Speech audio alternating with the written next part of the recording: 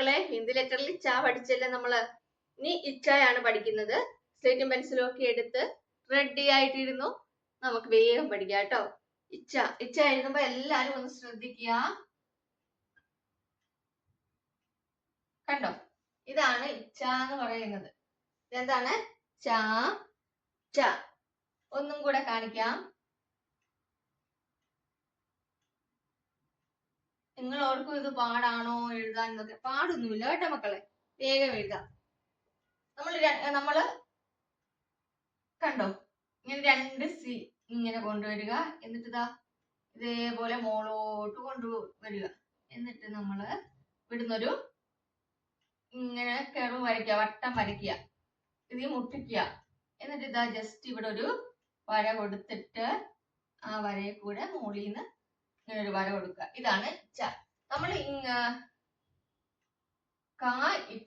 ഇക്ക പഠിച്ചില്ലേ നമ്മൾ ഇങ്ങനെ, അതുപോലെ തന്നെ ഉള്ളൂ. ഇങ്ങനെ വന്നിട്ട് ഇവിടെ ഒരു വട്ടം പൂജ്യം വരച്ചു കൊടുക്കുക, വട്ടം വരച്ചു കൊടുക്കുക, അല്ലെങ്കിൽ കർവ് ചെയ്യുക. ഇത്രേ ഉള്ളൂ. അകത്തോട്ട് മുട്ടിക്കുക, ഇത്രേ ഉള്ളൂ. നമ്മള് ഖ പഠിച്ചപ്പോ എങ്ങനെ പഠിച്ച്? ഇങ്ങനെ പഠിച്ചല്ലേ, അതേപോലെ തന്നെയാണ്. ഇതാ ഇങ്ങനെ ഇഖ എഴുതിയിട്ട് ഇതാ ഇവിടുന്ന് ഇങ്ങനെ വളച്ചു കൊണ്ടുവന്ന് ഇവിടെ മുട്ടിക്കുക എന്നുള്ളത് മാത്രമേ ഉള്ളൂ ഇതില് പ്രത്യേകത കേട്ടോ. എന്നിട്ട് നമ്മൾ ഇത് ഇവിടുന്ന് ഒരു വരയും കൂടെ കൊടുക്കണം. എന്നിട്ട് വേണം നമ്മൾ മുകളിലോട്ട് വരയ്ക്കാനായിട്ട്. ഇതാണ് ച.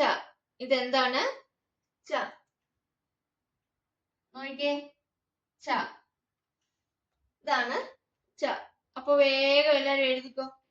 എഴുതുന്നത് എങ്ങനെയാണ്? ആദ്യം നമ്മൾ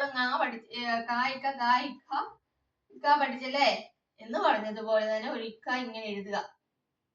പക്ഷെ താഴോട്ട് വരരുത്. ഇതിനെ മുകളോട്ട് തന്നെ കൊണ്ടുപോയിട്ട് ഇവിടെ മുട്ടിക്കുക.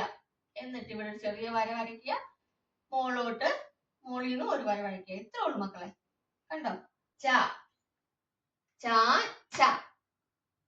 കണ്ടോ? ച. ഇത്രേ ഉള്ളൂ. അപ്പൊ പഠിച്ചില്ലേ എല്ലാരും ച എഴുതാൻ? എല്ലാരും വേഗം ഒന്ന് എഴുതിക്കേ. നോക്കട്ടെ, ഒന്നും കൂടെ എഴുതിക്കേ. എന്നിട്ട് ഉറക്കെ പറഞ്ഞേ. ആദ്യമേ നമ്മള്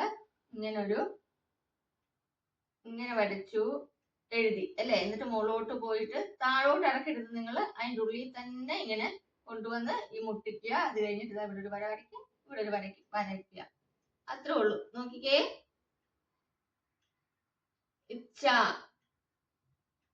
ച. ഈസി അല്ലേ? എല്ലാരും പഠിച്ചില്ലേ?